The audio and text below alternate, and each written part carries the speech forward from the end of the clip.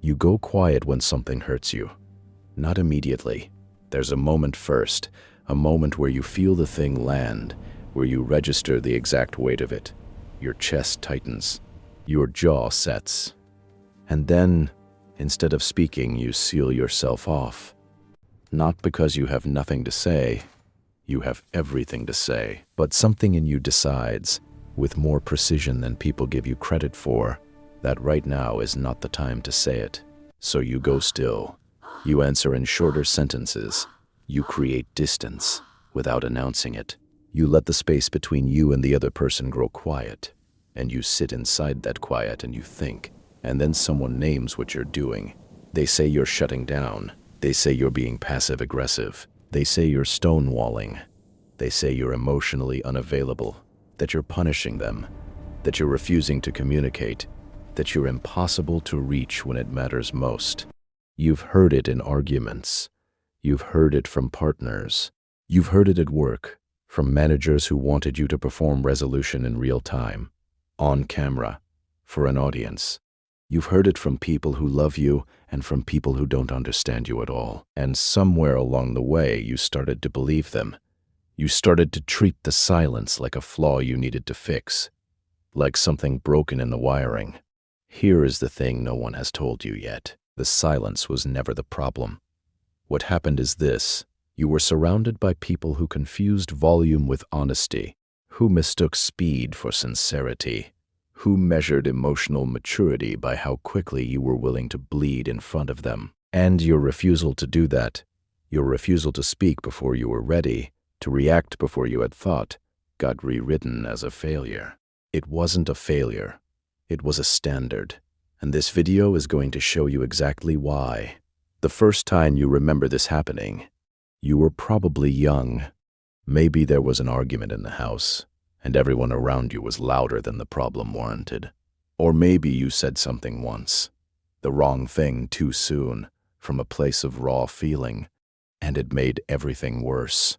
So you learned, not consciously. The way you learn to flinch before a sound becomes a noise. Your nervous system filed it. Speaking too early cost something. By the time you were in school, the pattern was already set. When something upset you, you got quiet. Not cold, not cruel, quiet. You processed internally. You needed time. And the adults around you, the ones who were supposed to understand you, interpreted the silence as defiance or sulking.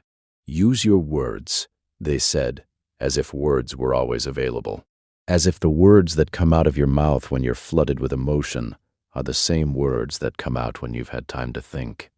They are not.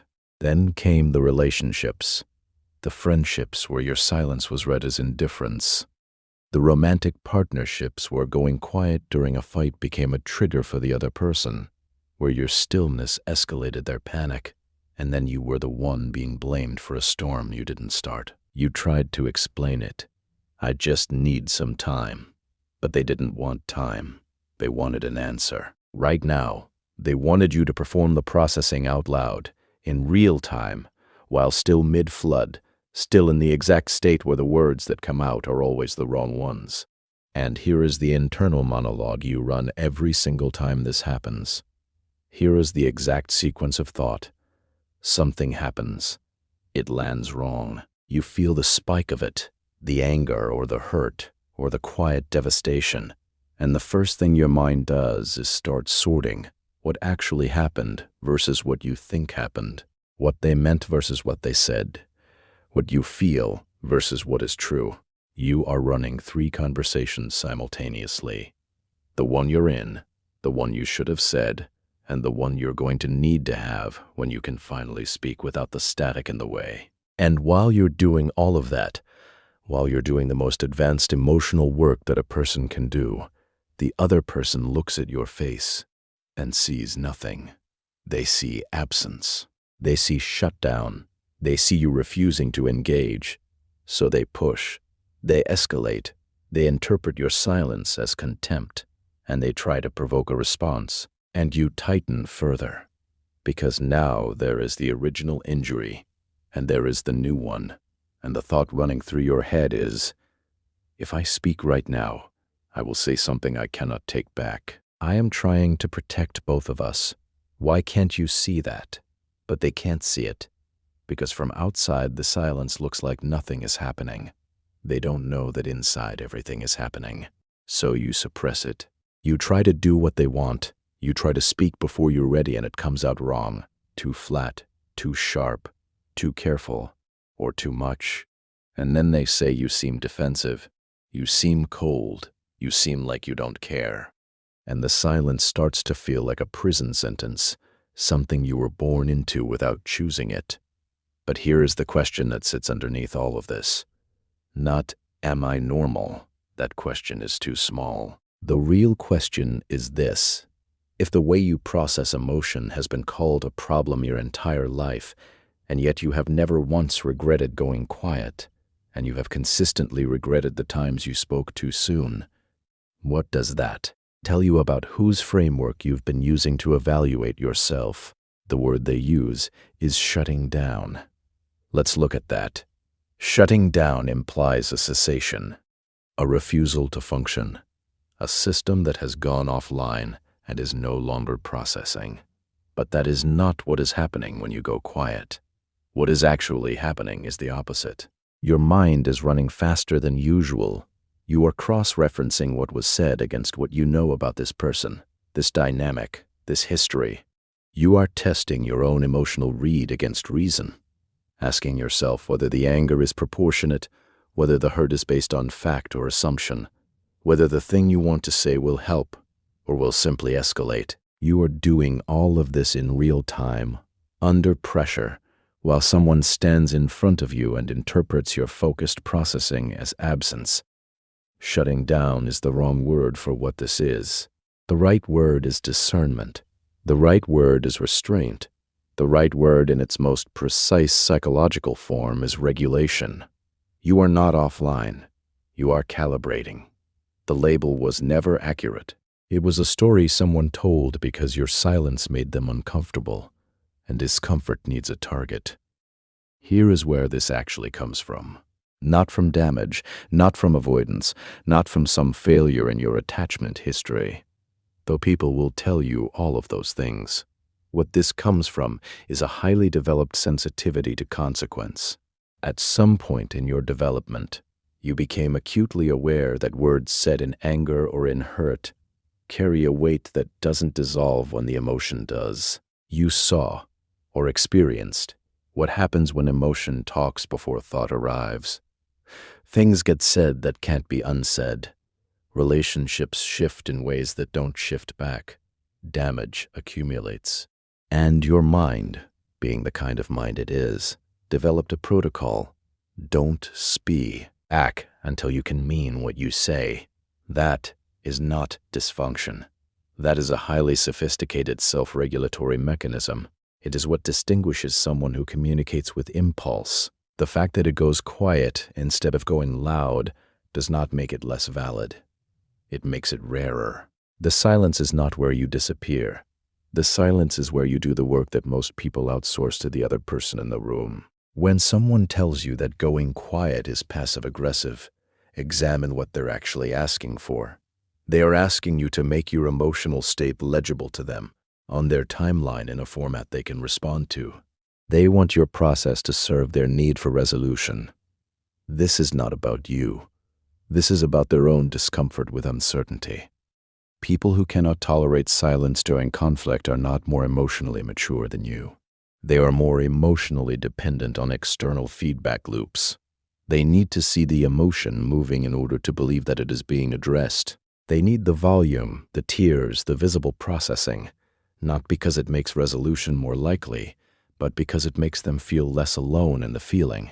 That is understandable. It is also not your responsibility to perform emotion for someone else's comfort. When someone calls you passive-aggressive for going quiet, what they are often saying is, "Your regulation makes me feel dysregulated, and I want you to come down to my level so the gap between us disappears." That is not a request for better communication. That is a request for company in the chaos. The judgment tells you more about their relationship with silence than about your relationship with emotion. Here is what your silence actually produces: when it is not suppressed or pathologized. It produces precision. When you speak after you've gone quiet and returned, you say what you mean. You have edited out the noise. You have identified the actual injury rather than the surface irritation. You have separated your emotional reaction from the factual event. And when you finally speak, the words are surgical. People who speak in real time during conflict regularly say things they don't mean, escalate issues they would have let go, and create new damage in the attempt to address old damage. You don't do that. Not because you're suppressing yourself, but because you are genuinely committed to accuracy. You want to say the true thing, not the loud thing. The result is that when you do speak about something that hurt you, people listen, because your words are not frequent enough to be background noise. Because you only speak when you're certain, and certainty has weight. The silence is not the absence of communication. The silence is what makes your communication mean something. Here is the distinction that matters. This trait can be misused.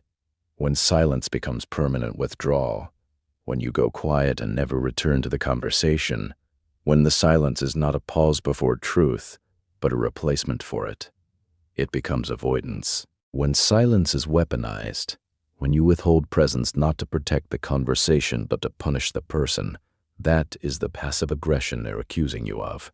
That version is real. That version does harm. But that is not the same as what you are doing. What you are doing is going quiet is a precondition for honesty. You are not trying to disappear from the relationship. You are trying to show up to it more accurately. The test is this. Do you come back? After the silence, after the time, do you return to the thing that happened and name it clearly? If yes, the silence was a tool. If no, then the silence has become a wall. Know which one you're doing. Use the silence the way it was meant to function, as the space between the impulse and the word where integrity is built, not as the space where you bury what needs to be said because saying it feels like too much risk. The difference between silence as clarity and silence as escape is the same as the difference between a pause and a disappearance. One has a next sentence, the other doesn't. The language you have been given for this, shut down, stonewalling, checked out, passive-aggressive, is diagnostic language written by people who needed a word for discomfort they didn't understand. Stop using it on yourself. It is not accurate, and it is not neutral. Every time you use their language to describe your own process, you are accepting their interpretation of what is happening inside you. You are letting someone who was never inside the experience name it. Here is the language that is actually accurate. When you go quiet, you are processing before you speak. When you create distance during conflict, you are protecting the integrity of what you're about to say. When you need time before you can respond, you are practicing the thing that most people don't have the discipline to practice. The refusal to confuse having a feeling with having a right to express it immediately. Start saying, internally, I am preparing to say something true. Not, I am shutting down. Not, I am being difficult. Not, something is wrong with me for needing this. The language you use to describe yourself to yourself is the architecture of how you understand yourself. Build it accurately. Not every environment is built to accommodate the way you work. This is not a moral failing of those environments. It is a structural reality. Some contexts demand real-time emotional performance. Some relationships operate on the assumption that faster processing equals more care. Some workplaces treat visible immediate reaction as a signal of investment and quiet consideration, as a signal of indifference. You need to know which environments you're in, not so you can avoid the difficult ones, but so you can stop interpreting the friction as evidence of your own deficiency. When a relationship consistently asks you to process out loud before you're ready, and you consistently fail to do that to their satisfaction, the question is not what is wrong with me. The question is this a fundamental incompatibility? Some people genuinely need a partner who processes the same way they do. Fast, verbal, external. That's a legitimate need. It is simply not your operating system. The environments where you function best are the ones where silence is respected as part of the conversation, where someone can ask you something and you can say, "I need to think about that," without that being treated as evasion, where your eventual response is valued more than your immediate reaction. These environments exist. The audit is not about eliminating all difficulty. It's about knowing when friction is productive and when it's just erosion. The next time someone tells you that going quiet is passive-aggressive, or that you're shutting them out, or that you need to communicate right now, you do not need to defend yourself at length. You do not need to explain your entire psychological architecture to someone in the middle of an argument. You say two things, internally, before you speak. First, this person is not describing me. They are describing the impact of my silence on them. Those are different things. Second, I can acknowledge the impact without accepting the interpretation. And then out loud, if you choose to speak, you say something like, "I'm not done processing this yet. I'll be ready to talk about it when I can say what I actually mean." That is not avoidance. That is a declaration of intention. It names what is happening, processing, and it names when it will end, when you can speak accurately. It is the most honest thing you can say in that moment, and it is far more respectful than speaking too soon. The protocol is not a script. It is an internal posture. Know that you are not obligated to perform emotion in real time. Know that silence is a legitimate response. And know that stating your need for time is not the same as refusing to engage. Ownership is not pride. Pride is performed. Pride says, "Look at this quality I have." Ownership is quieter. Ownership is the internal absence of apology. It is the place where you stop treating the way you function as something that requires justification. The person who has reached ownership of this trait doesn't announce it. They don't defend it. When someone challenges them on it, they don't flinch or collapse into explanation. They acknowledge the impact it has on the other person, because that is real and it matters, and they don't disown the trait that caused it. Ownership looks like this. You take the time you need, not because you've convinced yourself it's justified, not because you've read enough to feel validated in it, but because you have tested the alternative, speaking before you were ready, enough times to know what it costs. You've watched relationships get damaged by words you said in the heat of a feeling you couldn't yet name. You've watched what happens when emotion speaks before thought arrives, and you've decided without drama and without apology that you would rather be slow and true than fast and destructive. That is not a limitation. That is a choice, and the distinction between those two things is the entire shift. There is a larger pattern underneath everything we've covered today, and it is this. You have spent a significant portion of your life measuring yourself against a standard of emotional expression that was not designed for the way your mind works. The dominant cultural model for conflict resolution is verbal, fast, and external. Talk it out. Express your feelings in the moment. Don't bottle things up. Communicate openly. These are not bad instructions, but they are written for a specific kind of processor, the kind that thinks out loud, that clarifies through speaking, that needs the external loop to understand the internal state. Not everyone is built that way.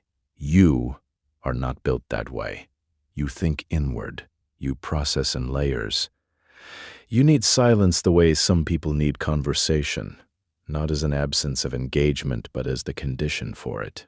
And every time you have been told that your need for silence is a form of emotional failure, you have been given a ruler designed for a different shape and told you were the wrong size. Here is the honest assessment of where you actually stand right now.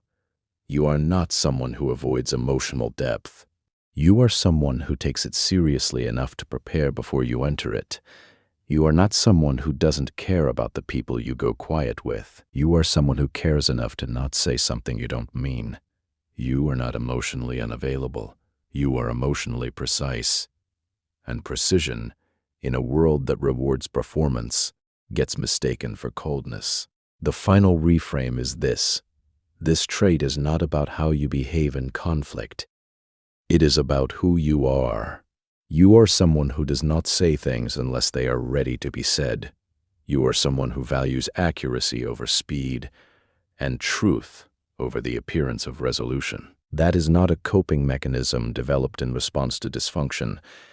It is a fundamental orientation toward honesty. It is the belief, held in the bone, that what you say should be worthy of being heard. That belief has cost you. It has made you seem distant in moments when you were actually just careful. It has caused people to fill the silence with their own worst interpretations. It has put you in the position of defending a quality that never should have been on trial, but it has also protected something.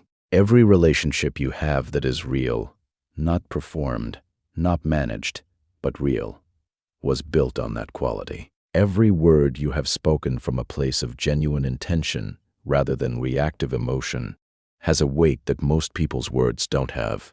Every time you waited until you could say the true thing and then said it, you were doing something rare. You weren't being difficult, you were being careful with things that deserved care.